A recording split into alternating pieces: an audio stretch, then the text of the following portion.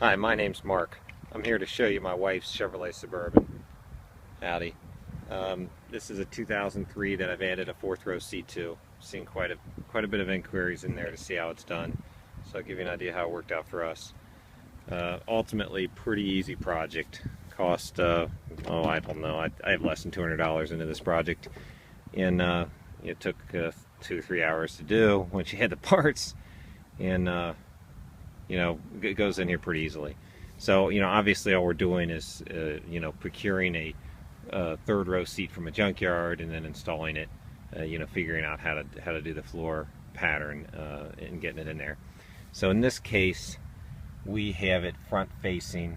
Obviously I've got a gray interior, so I went around and found a gray third row seat from a Suburban and put it in here.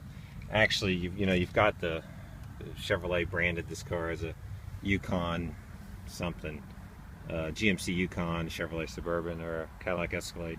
This one's the Suburban. I've put a Yukon third row seat in it, so you can tell the color's the same, but the trim's very slightly different in a couple spots. The headrest has got some stitching in here where the Suburban headrest didn't. Ultimately they're virtually identical. My wife's never noticed the difference. But if that kind of tiny detail is important to you, you want to make sure that you get a Suburban seat from a Suburban, a Yukon from a Yukon, and an Escalade from an Escalade, because all the stitching's slightly different on them, although the colors are similar. I would even say the shade of gray is very slightly different.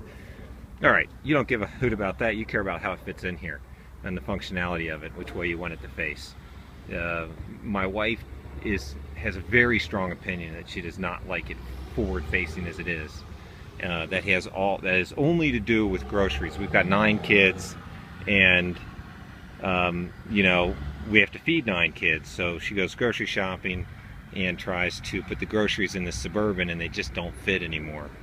The reality is, yes, this thing folds forward, but it's a joke. See, it hits the seat in front of it before it gets down. And she can't put much groceries in here. She has a small space here to put groceries in, or she's lifting them over the seat, and that's a joke. So she ends up opening the side doors and stuffing them in the side seats, and not happy with that solution at all. The reality of the kids jumping over the seats to get to the fourth row is not an issue. Don't worry, the kids will jump, they love it, just not an issue. So the functionality of it, driving it, she loves having the kids facing forward, not an issue getting them in and out.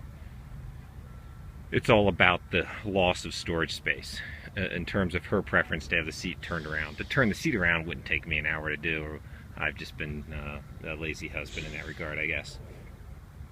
You're probably interested in seeing how we bolted it to the floor. Very basic stuff here.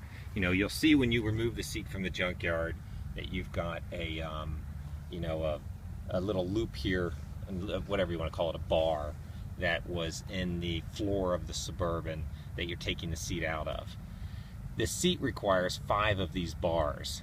A Suburban only has 3 of them in it that are unboltable, and the other 2 are welded into the Suburban. So to get 5 of them, you need to go to one Suburban, get your seat and the 3 that are in it, and go to a second Suburban and get 2 more. I failed to do that and only got 3 latches, or 3 of the bars, in one seat. So this seat is only secured by 3 of the 5 bolting points. So you can see one up there in the front right, front left, and then the rear left I have nothing on. There's the center, and the rear right I have nothing on. I'm only putting kids in here. I'm not putting 500-pound adults. This is way stronger than you could ever need.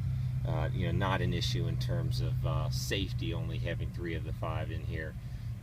So I haven't worried about it, and it's certainly been quite functional for us for a number of years. A couple suggestions if I were to do this project again. The obvious one being to turn the seat around, have it rear facing so you don't lose your storage space. The second issue would be the way I installed this with the blocking. I've since done, I'm actually selling this car now, that's why I'm taking this video today. A couple weeks ago I bought a new Escalade, and I'll give you a video of that one too when I get to it. But I installed a fourth row seat in it last week, and rather than using this blocking system, what I did was On these bolts, obviously I've replaced the bolts because the ones that were in it were only 1 inch long, and now I needed 4-inch bolts. So I replaced the bolts, and on the new one, I replaced the bolts on the Escalade. But rather than putting these wood blocks in there, I just bought an oversized nut, you know, like a 1-inch nut, put it in there, put a washer on each side of it. So then I have, you know, the bolt, the bar, a washer, this big 1-inch nut, another washer, then the carpet, and then the, you know, the nut on the bottom side. That worked a lot better than these wood blocks. So I would recommend that change, you know, to you. You also are probably asking why I have only 1 block in the front and 2 blocks in the back. I don't remember. I don't remember why I did that. So I can't really give you any guidance on that. It's been too long since I put this in here. One other key piece of advice I'll give you is I failed to put the seat in the right location. It's difficult to measure it all and get it right. This seat is almost touching the seat in front of it. There's maybe what 1 or 2 inch gap between it and the seat in front of it, which is not, it's fine for us. My kids are small, not ideal. The seat could come back further. So let me show that to you.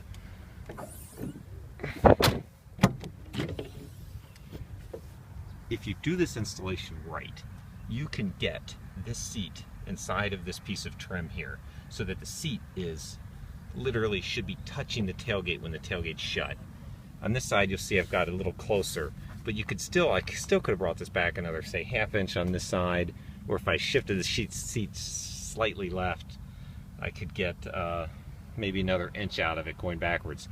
Problem is, it's so hard to place the bolt holes in the floor that by the time you get all those bolts drilled and the seat in there, you don't feel like doing it a second time to get that extra inch that you missed.